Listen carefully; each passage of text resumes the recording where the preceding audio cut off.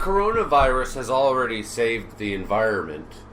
It's already saved all the nerds in the world. I call it the revenge of the nerds virus. From all the morons who are addicted to going to rock concerts and holy shit, my neighbors are making noise. Just causing trouble and going to bars and acting like dumbasses. No, all the nerds are happy. Us nerds, we read books. Our lives have not changed. So the coronavirus has already done a number of wonderful things for the world. A couple bad things like some deaths, which is bad, right? But but so will it save the film industry? Well, the film industry was in ruins anyways. It was basically being destroyed anyways. This is just helping it along. It's been a haven for greedy, gluttonous, shallow assholes, filmmakers and fans alike, actors and fans of actors alike. Oh, for fuck's sakes, what is this? From Amber Heard to Harvey Weinstein, it's a breeding ground for scum. And anybody who doesn't know this is either stupid or young. And they believe all the crap they see. They believe all the Disney movies that, if you're a good person, you can become a princess and live in a castle. Right? And that's what they're feeding on. And then they want your money for it, to tell you that lie. A friend of mine once said, it isn't people that are bad, it's the system that, creates them, makes them bad. Harvey Weinstein, Bill Cosby, I don't believe people are inherently, well, maybe they are, but if there's such a system where that kind of shit is encouraged, people are going to be more encouraged to act like that and be like that. The women who, Harvey Weinstein's victims are, at the end of the day, victims of the Hollywood system. A system that said, no, we care about talent. And they believed it, and they moved to LA and all of that shit. And you got these really dumb young kids who, they watch The Fast and the Furious, and they think they can speed cars and carry guns, and then they find out that's not how life works. And get girls, like you're going to get girls in bikinis if you carry guns and drive a fast car, right? You can say that's not the message and it's just a movie, but tell that to a 13-year-old kid who thinks he's got it all figured out and that he's a badass. To ask him why, really, to put two and two together, why he wants a nice car and carries a gun. This is lowest common denominator crap, right? And the Transformers is the perfect example.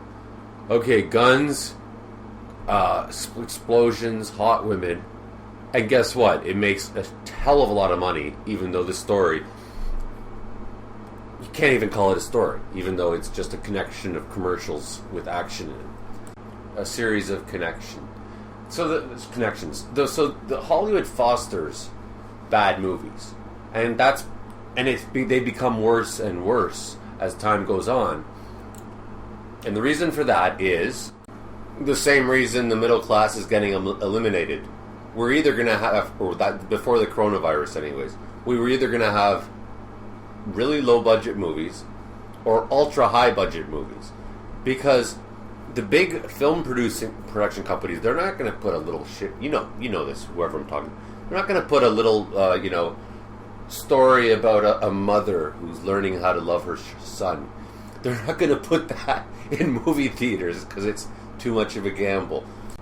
So now that the coronavirus has effectively shut down, well, not effectively, entirely, literally, obviously shut down Hollywood and the movie theaters for the foreseeable future, they're all going to go bankrupt. And now the only alternative, there is no alternative. Now it's just going to be low budget movies, and that might save film as a low art. And I read a quote by George Carlin once, which I couldn't agree with more, where he said, think about the stupidest person you know, and Americans are, 50% of Americans are more stupid. And yeah, that's a really good point. And you know what? It reminds me of a line by Princess Leia, the more you try to tighten your grip, the more star systems will slip through your fingers. And it's true. The more they try to prevent, freedom of expression, like you're not allowed to not have a woman in your movie who's powerful. The more they try to do that, the more those kind of movies that degrade women, for example, are going to become big. Not because it's good to degrade women, but because people just need to see a variety of types of movies. They want to see every kind of movie. Speaking of that, a great quote I heard once was that the difference between a Hollywood movie and an independent movie is that Hollywood movies always have a happy ending. Or an art movie. I don't know what the exact quote was. But it's true. If you watch a Hollywood movie, you pretty much know what's going to be happening at the end. Like, when The Last Jedi came out, and of course it was much worse than I could have imagined. But like for a second I was like, you think Rey might turn evil? And then I was like, wait a second, this is Disney. There's no way that could happen. Like, even for a second. So, and it's just, when it's that predictable, it becomes stale. You know that there's always going to be an epilogue. A good example is the horror movie, where, like, you think the demon's dead, but then in the last scene, in the epilogue, you see that there's a hint that the demon actually didn't die or something, right? Oh, and speaking of the Carlin quote, every time I wonder, how is it that, like, I get no views, and these idiots, like, I don't want to mention anybody because I don't want to be that negative, how they have, like, 100,000 views. And that's the answer. Because when half of the people are as stupid as these YouTubers, well, they've got, like, the people in the human population, well, then they've got a huge audience. But what's the population of people who are as smart as me? It's 0.01. So that's why intelligent people are a niche market. They're the real underground. And like when I wonder why people go on about how Christopher Nolan's a genius, or Spielberg, or Scorsese, or who's the other one? Who's the other douchebag? Quentin Tarantino. They could say that he's a genius. I just have to remind myself, like, these are the dumbest people in the world. So these directors would be geniuses in comparison, right? I mean, compared to an earthworm, a monkey is a genius, right? And I don't want to put Christopher Nolan in that category because he has a tiny bit of talent, but he sells out because he wants to make the money, and so he includes a love story, and he includes a car chase, and he includes an explosion, and well, enjoy the money, but don't expect to go down in history as a Kubrick or like a high level dude. And I was like, oh yeah, it makes sense that people love Tarantino because, he does things that people, like morons who like the Fast and the Furious movies, would also like seeing somebody beat the crap out of somebody, or see, just like really nasty, I'm super cool, I'm a bully, I'm just so goddamn cool kind of stuff. And I hate to bring monkeys into it, but yeah, if you're a monkey, you would love violence, right? So, was it really that surprising that morons love Quentin Tarantino? Then there would be another category of Hollywood movies, which I would say are Hollywood movies that masquerade as art movies, or maybe they were art movies, but they sucked, but they managed to become Hollywood movies. Two examples are Monster with Charlize Theron and Crash, all about racism, right? Crash had nothing to do with racism. It does not convince anybody who's racist, and it doesn't make anybody who's against racism feel better. It's just about idiots, people who make really bad decisions. But it tries to say it's about racism. I mean, it's just people of various races making dumb decisions because of their racism.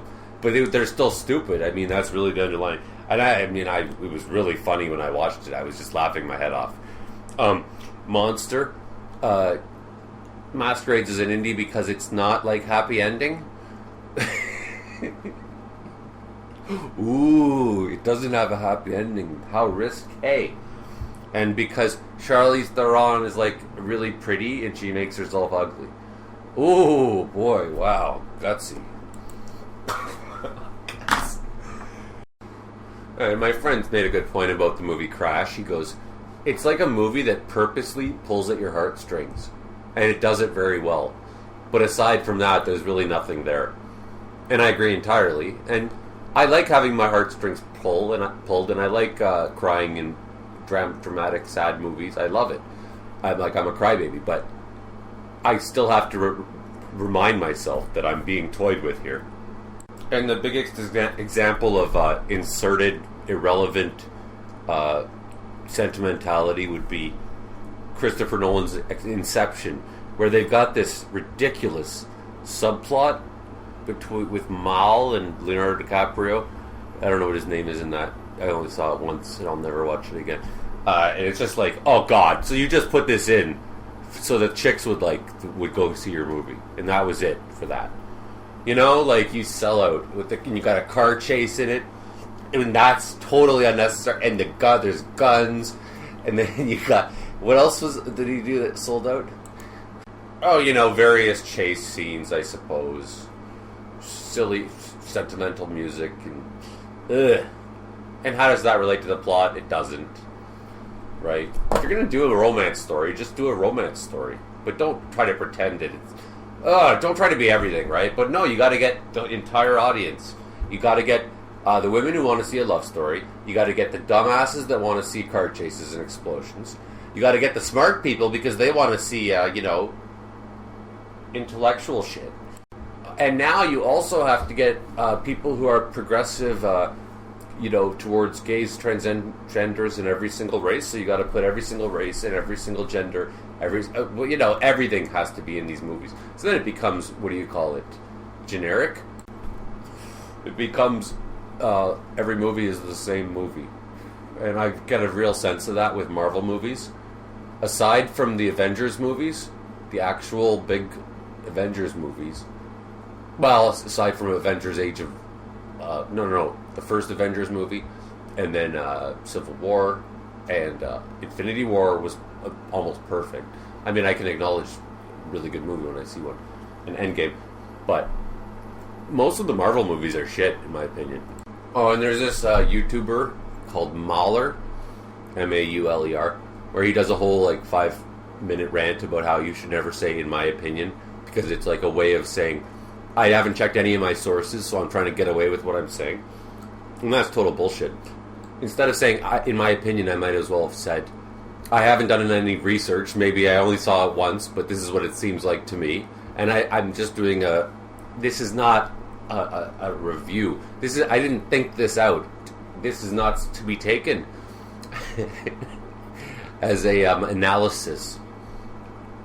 Hey, it's just, at the end of the day, this is a vanity love letter to myself. And people often tell me that, you just hate everything. You just like hating everything, and you do it because you think you want to get a reaction and all this shit. I'm like, that's not actually true. I wish I was living in a world where I loved everything. I just don't. And also, when I see a movie that everybody's saying is the greatest thing ever, and I see that it's making $2 billion, it pisses me off, and then I'll trash it. I'll be like, it sucked, even though it didn't suck. But whereas on the other hand, if everybody was saying it was garbage, I'd be saying it was pretty good.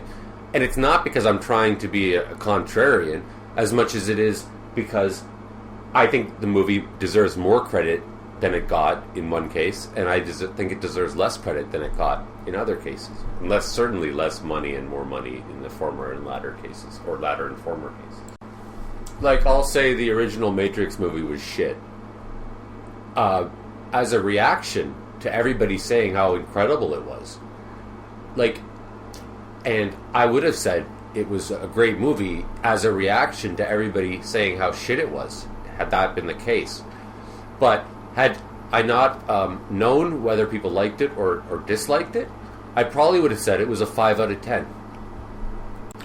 And without all the pressure from whoever that I should love a certain movie or I should dislike a certain movie, if that didn't exist, I generally want to like a movie, and I'm generally entertained by any movie, no matter how bad it is.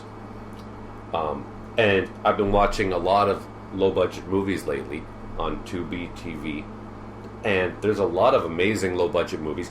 I mainly watch horror movies, maybe some time travel movies, because, I don't know, there's just more room for creativity. Dramas, there's too much of an investment, and you don't know where it's going, and then if it doesn't go anywhere, you really wasted your time. Horror movie, you're at least going to get some bang for your buck. Not that I'm spending any money on these movies. The Tubi TV's free. You know what? It's just, if I'm not making money on my art, then nobody deserves money for their art. My money for their art.